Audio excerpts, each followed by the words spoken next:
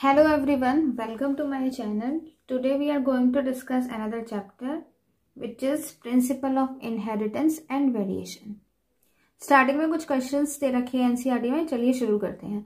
Have you ever wonder why an elephant always give birth only to a baby elephant? क्या आपने कभी सोचा है कि एलिफेंट जो होता है वो हमेशा बेबी एलिफेंट देता है and not some other animal, कोई और एनिमल नहीं देता, ठीक है. और why a mango seed form only a mango plant, mango seed से केवल मैंगो प्लांट ही क्यों लगते हैं एंड नॉट अदर प्लांट, ठीक है.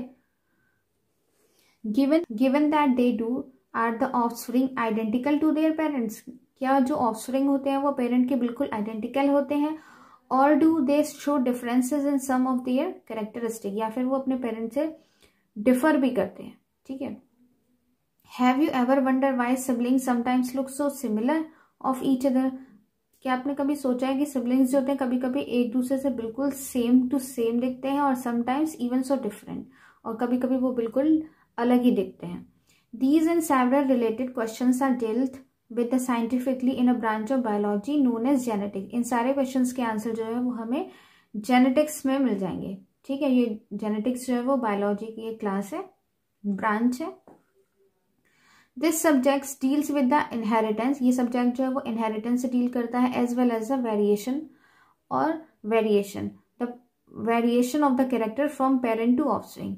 अब देख लेते हैं इनहेरिटेंस और वेरिएशन के बारे में.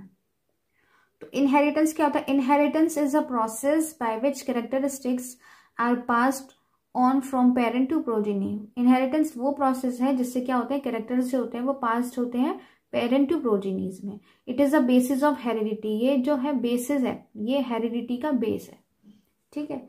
वेरिएशन क्या होते हैं? Variation is a degree by which progeny differ from their parents. Variation वो होते हैं जिससे जो प्रोजेनीज होते हैं वो पेरेंट के एग्जैक्ट कॉपी नहीं होते हैं दिखने में, तो वो क्या होते हैं, थोड़े से अलग दिखते हैं पेरेंट से. वो किसकी वजह से? वेरिएशंस की वजह से, ठीक. Humans knew from as early 8000 to 1000 BC that one of the causes of variation was hidden in sexual reproduction. Human को पता चल गया था कि वेरिएशन का एक कारण जो है वो सेक्सुअल रिप्रोडक्शन में छुपा हुआ है, ठीक है. They exploited the variation that were naturally present in the wild population of the plant and animals to selectively breed and selected for organisms that possess desirable characters. तो उन्होंने क्या किया है, जो वाइल्ड स्पीसीज है उसका तो ह्यूमन ने क्या किया है, जो वाइल्ड स्पीसीज है उनका एक्सप्लॉयटेशन करना स्टार्ट कर दिया है फॉर डिजायरेबल कैरेक्टर, ठीक है, plant as well as animal. For example through artificial selection के through domestication from ancestral wild cow. Well known, हम सब जानते हैं, एक breed Sahiwal cow in Punjab, ठीक है. We must, however, recognize that though our ancestors knew about the inheritance, character and variation, they had the little idea about the scientific basis of these phenomena. जो हमारे ancestors थे उन्हें थोड़ा बहुत idea जो था वेरिएशंस का, इनहेरिटेंस का, वो थोड़ा बहुत आइडिया जो था वो लगना शुरू हो गया था. Mendel's law of inheritance, it was during the mid 19th century. ये मिड 19th सेंचुरी की बात है.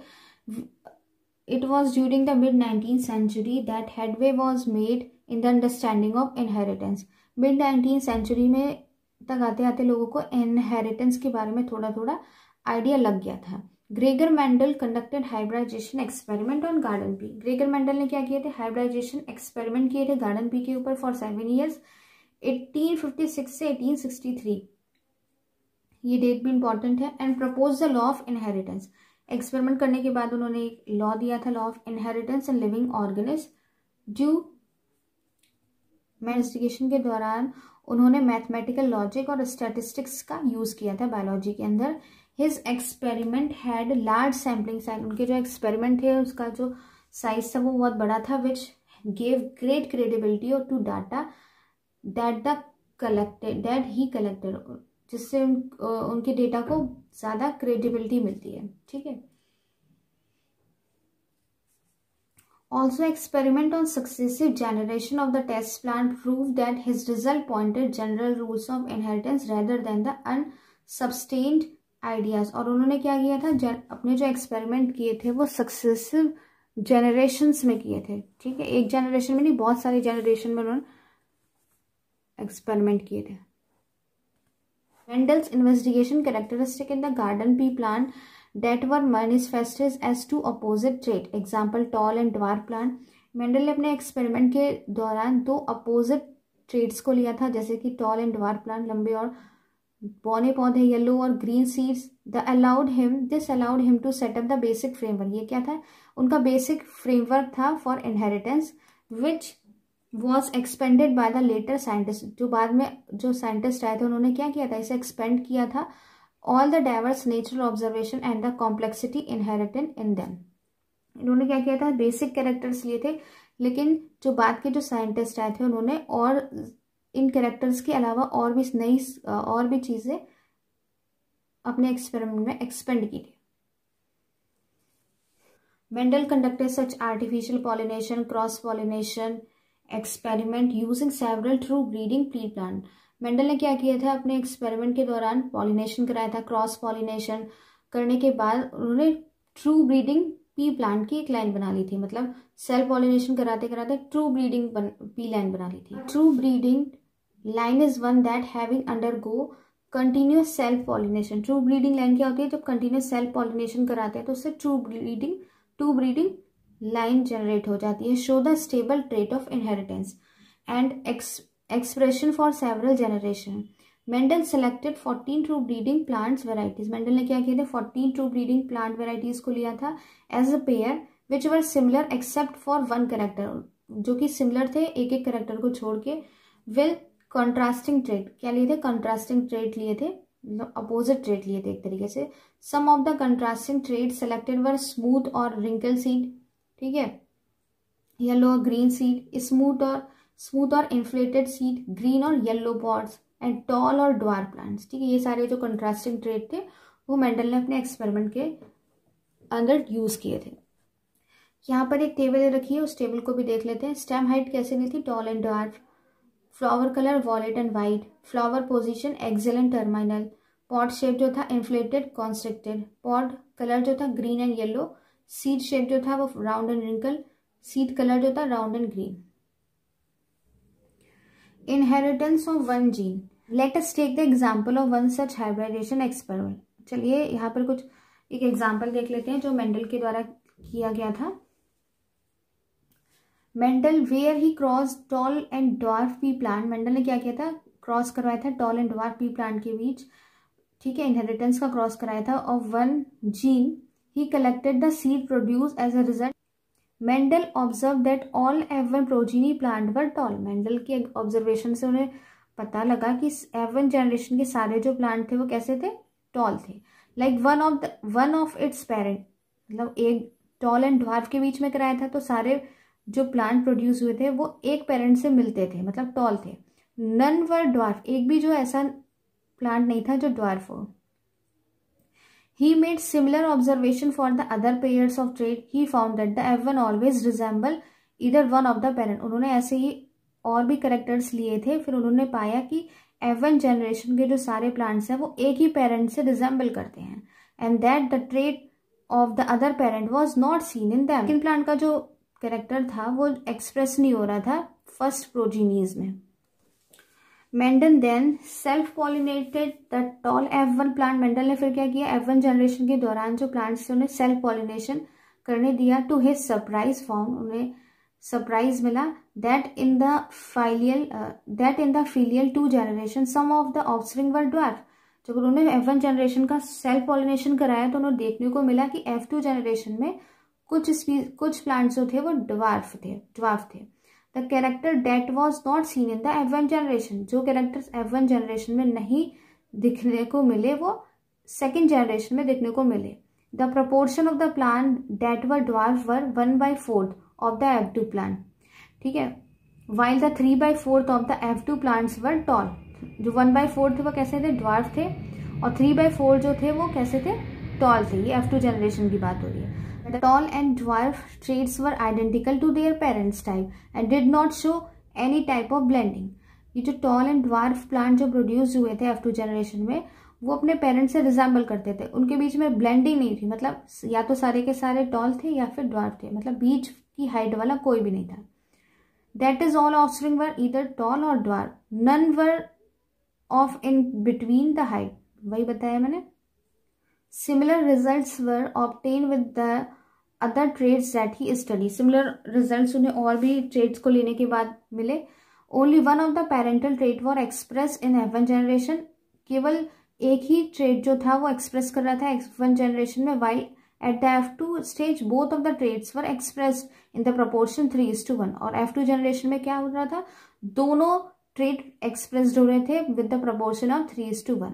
The contrasting trait did not show any blending of either F1 और F2 स्टेज, और जो प्लांट्स प्रोड्यूस्ड हुए थे F1 या F2 जनरेशन में उनके बीच में कोई ब्लेंडिंग नहीं थी, मतलब या तो टॉल थे सारे प्लांट या फिर ड्वार्फ थे, कोई ब्लेंडिंग नहीं थी। ऑब्जर्वेशन, अपने ऑब्जर्वेशन के दौरान मेंडल ने क्या किया, मेंडल ने बताया कि कोई ऐसी चीज है जो पेरेंट्स से ऑफस्प्रिंग में पास होती है जो कि अनचेंज रहती है, और किसके थ्रू पास होती है भाई, गैमेट्स के थ्रू पास होती है, ठीक है। He called these things as factor, उन्होंने इन चीजों को क्या नाम दिया, factor. We called them as gene, हम इन्हें अब जीन के नाम से जानते हैं। Genes therefore are the unit of inheritance, genes क्या होती है, यूनिट ऑफ होती है इनहेरिटेंस की, जीन जो होती है वो इनहेरिटेंस की यूनिट होती है। They contain the information that required to express a particular trait in an organism, genes जो होती है वो क्या करती है, पर्टिकुलर इंफॉर्मेशन को कैरी करती हैं, ठीक है, ऑर्गेनिज्म के अंदर एक पर्टिकुलर इंफॉर्मेशन को कैरी करते हैं। Jeans which code for a pair contrasting trait, ठीक है, आर नोन एज एलील्स, अगर जीन्स जो है कंट्रास्टिंग ट्रेट के लिए कोड करती हैं तो उनको क्या बोलेंगे, एलील्स बोलेंगे। जैसे कि they are slightly differs from the same gene, ठीक है, वो जीन्स जो होती हैं, एलील्स जो होते हैं वो they are slightly different from the same gene, जो एलील्स होते हैं वो सेम जीन से थोड़े डिफर करते हैं। If we use alphabetical symbols for each gene, then the capital letter is used for the trait expressed at the F1 generation, F1 stage, and the small alphabet for the other trait, ठीक है। अगर हम gene को alphabetically denote करें तो F1 capital letter जो है वो अलग ट्रेट है और स्मॉल लेटर जो है वो अलग ट्रेट है। For example, in case of the character of height, capital T is use for the tall trait, capital T जो होता है वो टॉल ट्रेट के लिए यूज होता है और स्मॉल टी जो होता है वो ड्वार्फ के लिए यूज होता है। And T, capital T and small T R the alleles of each other, ये एलील्स क्यों, क्योंकि ये कॉन्ट्रास्टिंग ट्रेट है, ठीक है। Capital T and small T ये कैसा हो गया, कॉन्ट्रास्टिंग ट्रेट है, इसलिए इसको क्या बोलेंगे, एलील्स, नॉट जीन, ठीक है। In plants the pairs of the alleles of the height would be capital T capital T, capital T small T, या small T small T. Mendel also proposed that in a true breeding, tall or dwarf P variety, the allelic pair of genes for height are the identical or homozygous, ठीक है। उन्होंने TT plant के बारे में बताया था, TT respectively.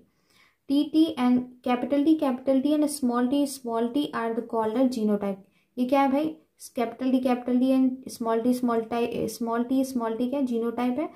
while the descriptive terms tall and dwarf, ये क्या है, अगर capital T and small T R called the genotype, capital T और स्मॉल टी को जीनोटाइप बोला गया है।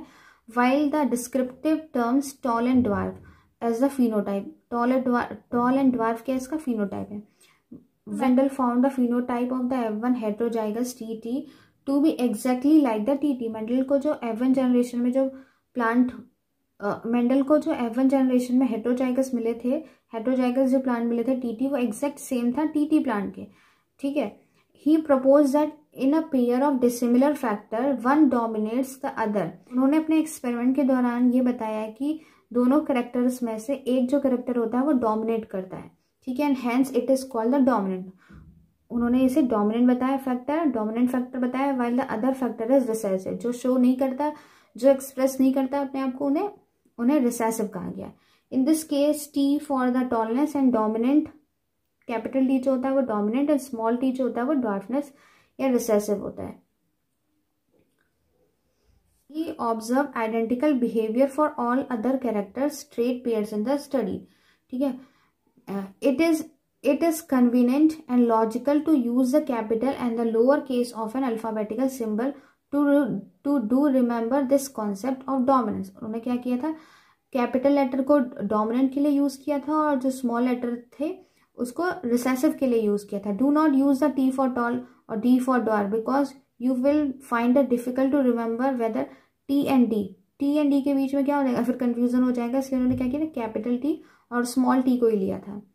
Alleles can be similar as in the case of homozygous. Alleles जो होते हैं वो होमोजाइगस के केस में सिमिलर हो सकते हैं, जैसे कि capital T small T. Can be dissimilar as in case of heterozygous. और हेट्रोजाइगस केस में क्या हो सकता है, एलील्स डिफर भी कर सकते हैं, like capital T small T. Since the TT plants is the heterozygous. TT जो प्लांट था वो हेट्रोजाइगस था. For the genes controlling one character height it is a monohybrid and the cross between TT and TT it is a monohybrid cross. देखो, अगर एक ही characters के बीच में अगर क्रॉस कराया जा रहा है तो उसको मोनोहाइब्रिड क्रॉस बोलेंगे. ठीक है. From the observation the recessive parental trait is express without any blending in the F2 generation. जो रिसेसिव ट्रेट है वो F2 जनरेशन में विदाउट एनी ब्लेंडिंग क्या होता है, एक्सप्रेस करता है अपने आप को. मतलब ड्वार्फ जो होती है, ड्वार्फनेस जो होती है वो शो होती है. बीच की हाइट वाले कोई प्लांट नहीं प्रोड्यूस्ड हुए थे. We can infer that when the tall and dwarf plant produce gamete by the process of meiosis, the alleles of the parental pair separate and segregate from each other. होता है जब tall and dwarf plant के जो gametes produce होते हैं by the process of meiosis, the alleles of the parental pair separate. जो parental pairs के जो alleles होते हैं वो separate और segregate हो जाते हैं each other and only one allele is transmitted through a gamete. मतलब पेयर ऑफ एलील में से केवल एक ही एलील जो होता है वो गैमेट में ट्रांसफर होता है. This segregation of alleles is random process. ये जो सेग्रीगेशन है वो रैंडम प्रोसेस है. 50% chances to gamete containing either allele. 50% chances होते हैं गैमेट में, 50% चांसेस होते हैं गैमेट कंटेनिंग आइदर एलील. उन दोनों एलील में से कौन सा गैमेट ट्रांसफर होगा, इसके 50% होते हैं.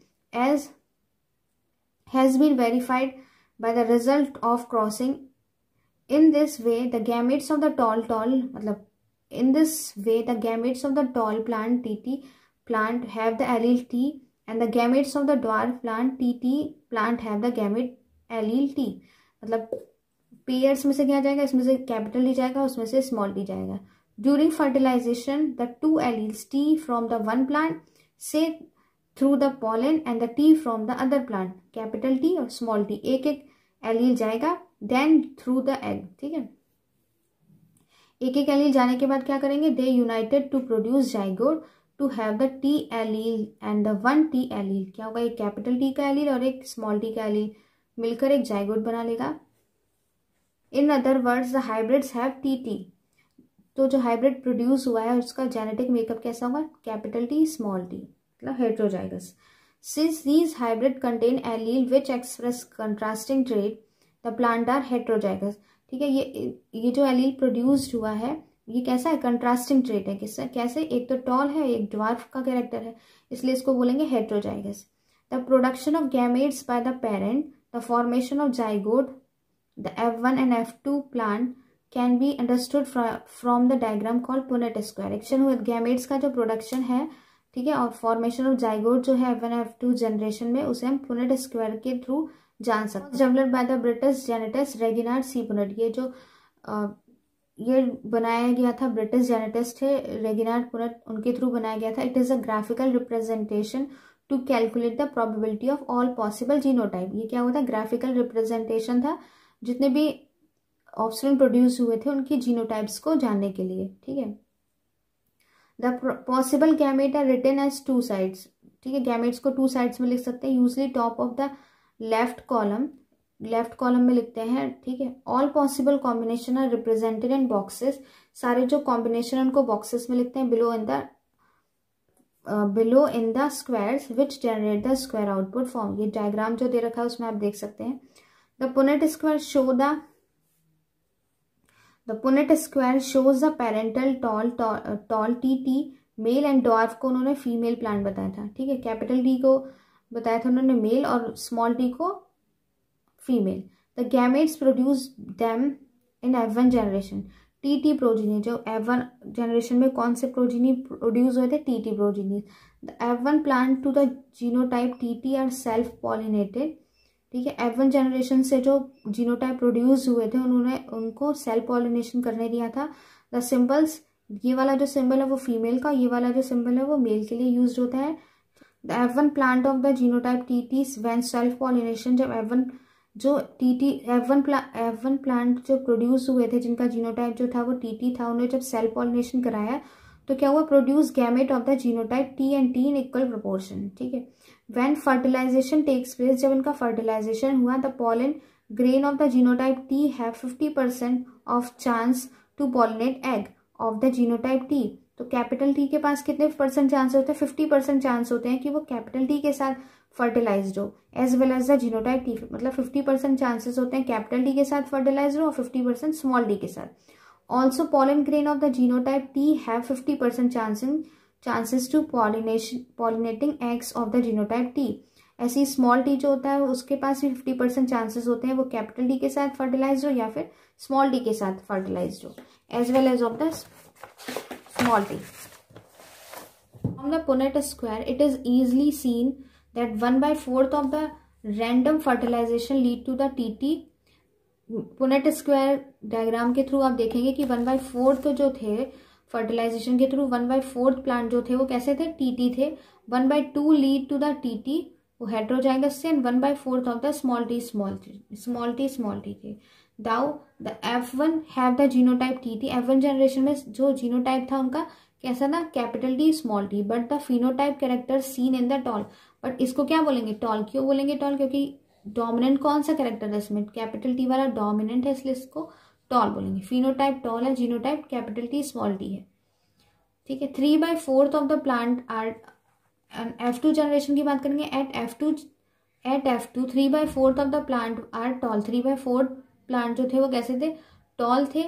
Where some of them are TT why others are the TT, ठीक है। कुछ जो थे वो कैपिटल थी थे, मतलब होमोजाइगस थे, कुछ हेट्रोजाइगस थे और कुछ क्या थे, ड्वार्फ थी। Externally it is not possible to distinguish between the plant with the genotype, externally हम पता नहीं कर सकते थे उनके जीनोटाइप का, TT and TT. Hence with the genotype pair capital T small T only one character T tall express, capital T और small T के बीच मतलब हेट्रोजाइगस कंडीशन में क्या था, केवल टॉल ही एक्सप्रेस्ड हो रहा था। हेंस द कैरेक्टर टी और tall is set to dominant, capital T को डोमिनेंट इसलिए बोला था क्योंकि ये ही एक्सप्रेस्ड हो रहा था ओवर द इधर एलील ऑफ टी और ड्वार्फ कैरेक्टर। ड्वार्फ के सामने कौन सा एक्सप्रेस हो रहा था, कैपिटल टी वाला ही एक्सप्रेस हो रहा था, इसलिए इसको क्या बोला, dominant. It is thus due to this dominance of one character over the other that all F1 are tall। क्या हुआ, उन्होंने बताया कि इन दोनों एलील्स में से एक जो कैरेक्टर था वो क्या था, डोमिनेंट था over the other character F1 generation में। F2 जनरेशन में क्या बताया था कि 1/2 जो प्लांट्स होते हैं वो कैसे होते हैं, टीटी होते हैं। ओनली 1/4 जो होते हैं कैपिटल टी होते हैं। This leads to a phenotype ratio is 3/4 tall, ठीक है। 1/4 जो होते हैं कैपिटल टी, उन्होंने बताया कि 3/4 जो होता है, उन्होंने बताया F2 जनरेशन का जो रेशियो था उन्होंने बताया कि 3/4 जो थे वो टॉल थे। अब 3/4 में से क्या थे, 1/4 जो थे वो कैपिटल टी थे, मतलब होमोजाइगस थे, और कैसे थे 1/2 जो थे वो कैपिटल टी स्मॉल टी थे, मतलब हेट्रोजाइगस थे, एंड 1/4 टी मतलब उनमें से क्या था, एक जो प्लांट था वो कैसा था, ड्वार्फ भी था। तो 3:1 जो था इसका फिनोटाइप रेशियो था, जीनोटाइप रेशियो जो था 1:2:1। 1 जो थे वो टॉल थे, प्योर टॉल थे, ये जो थे वो हेट्रोजाइगस टॉल थे, और 1 जो थे वो ड्वार्फ थे। The 1/4 is to 1/2 is to 1/4 ratio is T and T is the mathematically considerable to form of the binomial expression. ये जो एक्सप्रेशन था वो बायनॉमिनल एक्सप्रेशन है ax + by का whole square, that has the gametes bearing the genes T and T equally frequency of 1/2। Capital T और small T के आने के चांसेस कैसे होते हैं, 50% होते हैं। The expression is expanded as given 1/2t + 1/2t का होल स्क्वायर अगर हम करेंगे तो 1/2t + 1/2t इंटू 1/2, मतलब a+b का होल स्क्वायर, ये इसको ओपन करना है आपको। Then self pollinated the F2 generation, Mendel ने क्या किया, F2 प्लांट जो थे उनको सेल्फ पॉलिनेशन होने दिया and found that dwarf F2 plant continued the generate dwarf plant. जब उन्होंने F2 जनरेशन के बाद सेल्फ पॉलिनेशन होने दिया तो उनको ऑब्जर्व हुआ कि ड्वार्फ प्लांट जो थे वो ड्वार्फ प्लांट ही प्रोड्यूस कर रहे थे F3 जनरेशन और आगे F4 जनरेशन में भी। He concluded that the genotype of the dwarf what homozygous TT। उन्होंने क्या किया, इसका जीनोटाइप देखा तो कैसा था, वो होमोजाइगस था, small T small two small T small T. Preceding paragraph, it is clear that though the genotypic ratio can be calculated using mathematical probability. इस पैराग्राफ के थ्रू हम क्लियरली जीनोटाइप जो होता है किसी भी चीज का वो हम क्लियरली निकाल सकते हैं by simply looking at the phenotype of a dominant trait. Dominant trait के अगर हम फिनोटाइप को देखें तो उसके हम जीनोटाइप को आसानी से निकाल सकते हैं। It is not possible to note that the genotype composition, that is example whether the tall plant from TT और TT। अगर हम फिनोटाइप की बात करें, फिनोटाइप देख के हम उसका जीनोटाइप नहीं निकाल सकते, ठीक है। Therefore to determine the genotype of a tall plant at F2, Mendel ने F2 जनरेशन के टॉल प्लांट का जीनोटाइप देखने के लिए क्या किया, मेंडल ने क्रॉस कराया toll plant from F2 generation and dwarf plant, ठीक है, विद अ ड्वार्फ प्लांट। उन्होंने F2 जनरेशन के tall plant and dwarf plant के बीच में क्या किया, एक्सपेरिमेंट करा और इस एक्सपेरिमेंट को क्या नाम दिया, test cross. In a typical test cross में क्या होता है, of an organism showing the dominant phenotype, dominant phenotype जो होता है वो शो होता है, ठीक है, इस crossed with a recessive parent. Dominant phenotype और रिसेसिव पेरेंट के बीच में क्रॉस कराते हैं instead of self pollination. Self pollination की बजाय क्या कराते हैं, डोमिनेंट और रिसेसिव के बीच में क्रॉस कराते हैं। The progenies of such cross can be easily be analyse to the predict the genotype of the test organism, और उनके जीनोटाइप को हम प्रिडिक्ट कर सकते हैं इजिली। फिगर 5.5 में दे रखा है। Shows the result of the typical test cross where the violet colour of the flower W is dominant. Violet colour क्या था, W, कैपिटल W जो था वो डोमिनेंट था over the white colour of white colour जो था वो small w जो कि रिसेसिव ट्रेट था। देखेंगे उन्होंने क्या किया, होमोजाइगस रिसेसिव प्लांट लिया और एक क्या लिया, होमोजाइगस डोमिनेंट प्लांट लिया, उनके बीच में क्या करा है, क्रॉस करा है।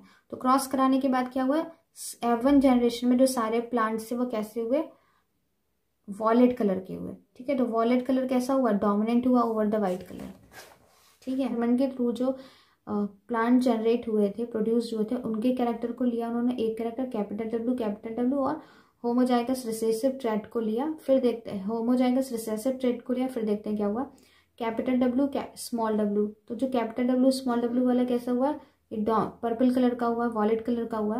कैपिटल W स्मॉल w ये भी 50% कैसे हुए, वॉलेट, एंड 50% जो होते हैं वो वाइट प्रोड्यूस्ड हुए। Based on the observation of monohybrid cross, Mendel के मोनोहाइब्रिड क्रॉस के बाद मेंडल ने प्रपोज किया, क्या किया, 2 रूल्स बताए, understanding of inheritance in the monohybrid cross. Today these rules are called principle of law of inheritance. इन रूल्स को क्या बोलते हैं, प्रिंसिपल ऑफ इनहेरिटेंस।